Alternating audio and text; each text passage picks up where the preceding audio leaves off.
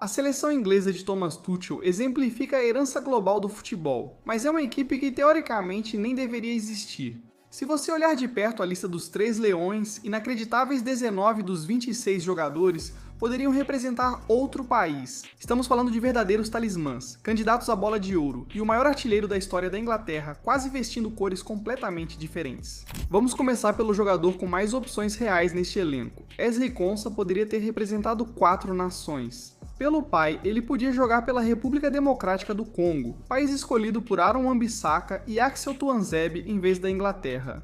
Por sua mãe, ele tinha acesso fácil a Angola, país que desenvolve uma nova geração de talentos. Graças às raízes angolanas, ele poderia ter obtido cidadania portuguesa e jogado por Portugal. 4 futuros internacionais possíveis.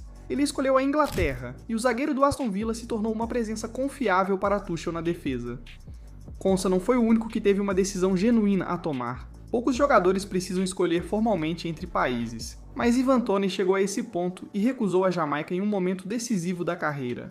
Em 2022, com o Brentford buscando promoção à Premier League, Toney decidiu focar totalmente no futebol de clubes, em vez de se comprometer com a seleção da Jamaica. Anos depois, ele virou peça-chave nos planos de Tuchel para a Inglaterra, destacando-se nesta Copa do Mundo pelo histórico letal de pênaltis saindo do banco. A situação de Elliot Anderson foi muito além. Esta não é hipotética. Anderson realmente jogou pela Escócia, chegando até o nível sub-20 e representando o país em partidas competitivas de base em várias categorias. Steve Clarke confirmou publicamente em agosto de 2023 que a torcida escocesa estava de olho no meio-campista nascido em Whitley Bay, como futuro jogador da seleção principal. Anderson representou a Escócia desde o sub-16 até o sub-21 antes de optar pela Inglaterra em 2024. Desde que Tuchel assumiu o lugar de Gareth Southgate, Anderson virou um pilar no meio-campo da Inglaterra. A Escócia quase conseguiu mantê-lo.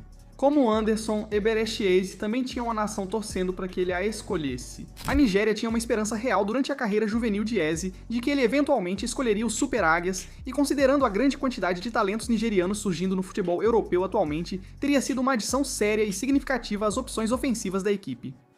Nascido em Londres, Eze acabou decidindo que seu futuro pertencia à Inglaterra.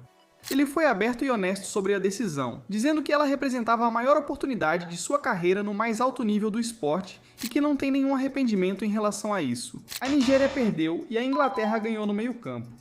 A perda da Nigéria foi uma coisa, mas 2 nações caribenhas inteiras perderam Reece James. Granada e Dominica são pequenos no futebol mundial e ambas teriam aproveitado a chance de convocá-lo. As raízes dele são granadinas por parte do pai e dominicanas pela mãe.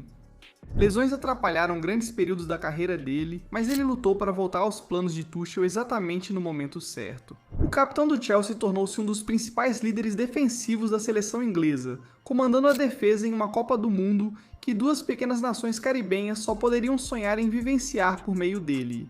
Obi Minu escapou das mãos de uma seleção que lutou muito para mantê-lo. A Associação de Futebol de Gana fez grande esforço para convencer Obi Minu a defender o país de seus pais, enxergando nele um talento geracional pelo qual valia a pena lutar.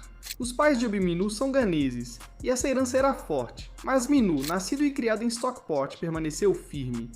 Ele se dedicou à Inglaterra, brilhou na Eurocopa de 2024 ainda adolescente e seguiu evoluindo como um dos meio-campistas jovens mais talentosos tecnicamente do país. Gana chegou mais perto do que muitos torcedores notaram. Mainu não foi o único meio-campista que a Inglaterra quase perdeu. O mesmo ocorreu no ataque com Marcus Rashford. A herança familiar dele inclui Jamaica e São Cristóvão e Neves, oferecendo opções internacionais além da Inglaterra que muitos torcedores esquecem. Mas Rashford veste a camisa dos 3 leões desde que estreou com apenas 18 anos em 2016, tornando-se um dos atacantes ingleses mais reconhecidos de sua geração nesse processo. O caminho alternativo de Jude Bellingham o leva para mais perto de casa.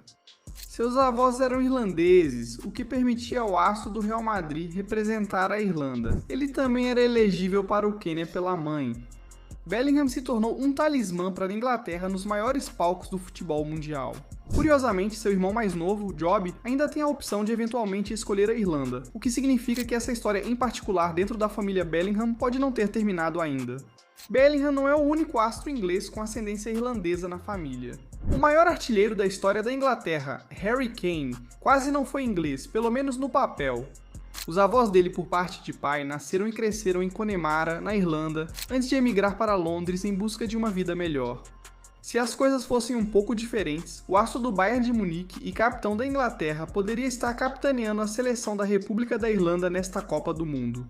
Em vez disso, tornou-se um dos maiores jogadores do país, vestindo uma camisa que poderia ser verde. Isso nos leva à história mais dramática. Declan Rice não tinha apenas a elegibilidade irlandesa no papel, como Bellingham e Kane tinham. Ele atuou pela seleção principal da República da Irlanda em 3 amistosos antes de mudar oficialmente de seleção para a Inglaterra em fevereiro de 2019. A FIFA permitiu a mudança porque essas participações específicas aconteceram em jogos não competitivos. A decisão provocou um dos maiores debates sobre elegibilidade internacional no futebol inglês e irlandês em anos.